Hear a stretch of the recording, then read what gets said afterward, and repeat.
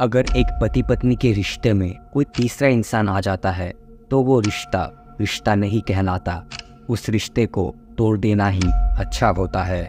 But इस case में रिश्तों को सिर्फ तोड़ा नहीं गया था, उसे तार तार किया गया था।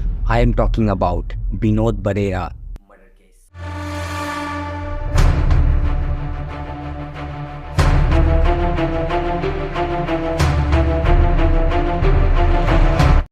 हरियाणा के पानीपत में रहने वाला विनोद 5 अक्टूबर 2021 की शाम करीब 6 बजे अपने घर के पास ही टहल रहा था और उसी समय अचानक एक मिनी ट्रक सीधा विनोद को टक्कर मारती है।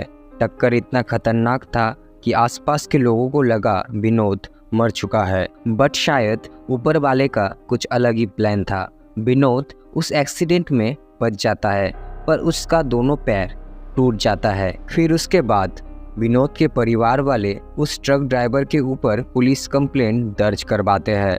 पुलिस वाले अपनी जांच शुरू करते हैं और पुलिस वालों को जल्द से जल्द उस ट्रक ड्राइवर का पता भी मिल जाता है, क्योंकि जहां पर वो एक्सीडेंट हुआ वहां पर कई चश्मदीद गवाह थे जिन्होंने ट्रक का नंबर नोट कर रखा था और उससे ही पुलिस वालों ने ट्रक ड्राइवर को ढूंढा। उस ट्रक ड्राइवर का नाम देव कुमार था। उसका कहना था, ये एक्सीडेंट मैंने जानबूझकर नहीं किया, गाड़ी का अचानक से ब्रेक फेल हो गया था और इसलिए ये एक्सीडेंट हुआ।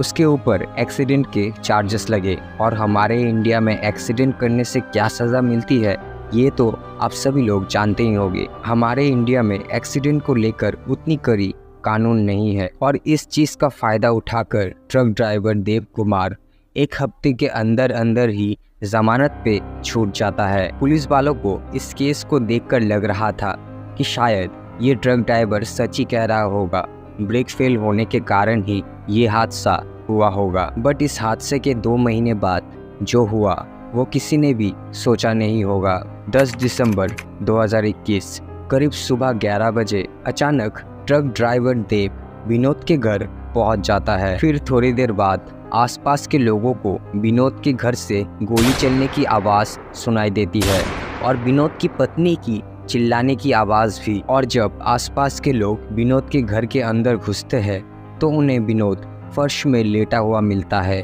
खून में लथपथ। उसके सर पर गोली मारा गया था। ट्रक ड्राइवर देव कुमार ने ही विनोद की जान ले ली। गोली चलाने के बाद भी देव उस जगह खड़ा हुआ था, मानो उससे कोई फर्क ही नहीं पड़ रहा था। किसी को ये समझ में नहीं आ रहा था देव ने अचानक ये कदम क्यों लिया, पर फिर भी उसने एक मर्डर किया था, इसलिए पुलिस वाले उसके ऊपर मर्डर के चार्जेस लगाते हैं और उसे हिरासत में ले लिया जाता है।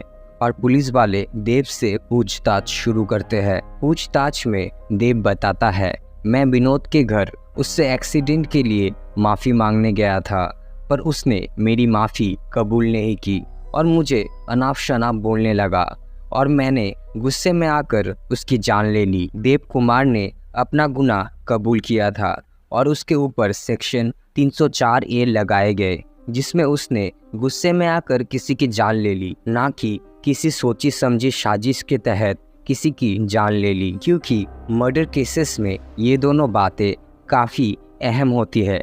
अगर कोई व्यक्ति किसी की गुस्से में या अचानक जान ले लेता है तो उन्हें कंपेयर टू जो किसी सोची समझी साजिश के तहत किसी की हत्या करता है उससे कम सज़ा मिलता है। पर किसी को क्या पता था इस केस के ऊपर एक नया मोड़ आने वाला था, जो इस केस को एक नई दिशा में ले जाने वाला था।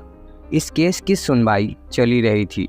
इसी महीने 1 जून 2024 को करीब 3 साल बाद इस केस के इन्वेस्टिगेशन ऑफिसर के पास एक मैसेज आता है।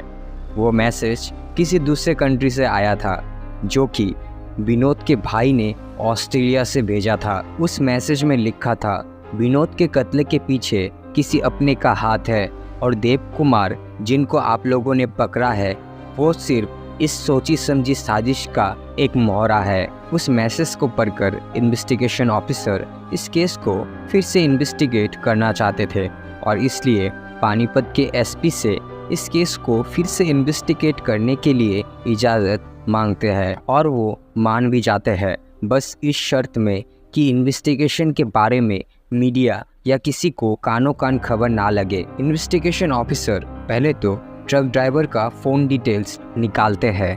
कॉल डिटेल्स में पुलिस वालों को एक ऐसा नंबर मिला जिसमें एक्सीडेंट के दिन और मर्डर के दिन कई बार कॉल किए गए थे।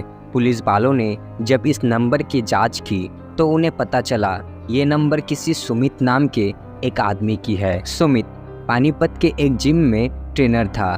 पुलिस वालों ने जब सुमित के कॉल डिटेल्स निकाले तो उन्हें एक चौंकाने वाला सच पता चलता है। सुमित के नंबर से एक नंबर पर काफ़ी कॉल किया जाता था। सुमित के नंबर से उस नंबर पर कई घंटों तक बातें होती थी और जब पुलिस वाले उस नंबर की जांच करते हैं तो उन्हें पता लगता है वो नंबर विनोद की पत्नी निधि का है। सुमित और निधि विनोद के मरने के पहले से ही एक दूसरे से बातें किया करते थे।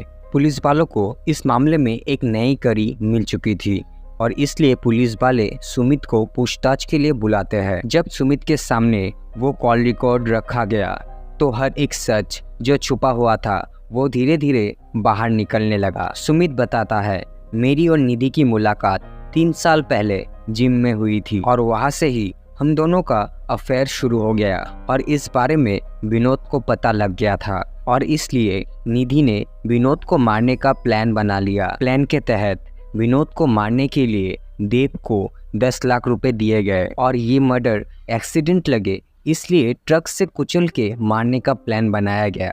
पर ट्रक से कुचल के मारने का प्लान काम नहीं किया इसलिए उसे गोली मार के मारा गया। सुमित, देव और निधि तीनों पुलिस के हिरासत में है और तीनों के ऊपर मर्डर और मर्डर करने की प्लानिंग करने के चार्जेस लगाए गए। आप सभी लोग सोच रहे होंगे जिस मैसेज के कारण ये केस सॉल्व हुआ, आखिर विनोद के भाई ने ऐसा मैसेज क्यों किया था?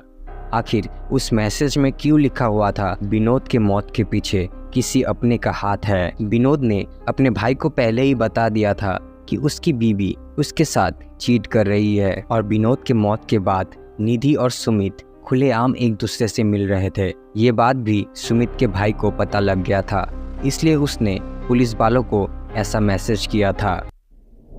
इस केस को सॉल्व होने में करीब 3 साल लग गए। किसने सोचा था एक एक्सीडेंट केस एक सोची समझी हत्या निकलेगी। This is it. आज के लिए इतना ही। मिलते हैं अगले वीडियो में।